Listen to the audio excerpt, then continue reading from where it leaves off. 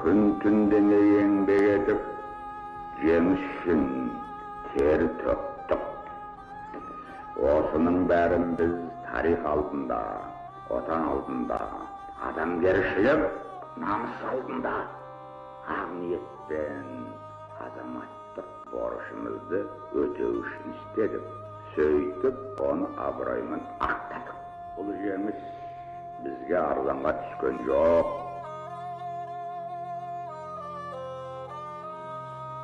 Қазақ үшін елдік пен ерлік егіз ұғымдар, батырлық қанымызға сіңген қасиет. Қазыбек би айтқандай, біз жерімізге жау тимесін деп, найзаға үкіт таққан еліміз. Ұлы дала ұландары қашанда ақ білектің күшімен, ақ найзаның ұшымен атамекенін қорғай білген.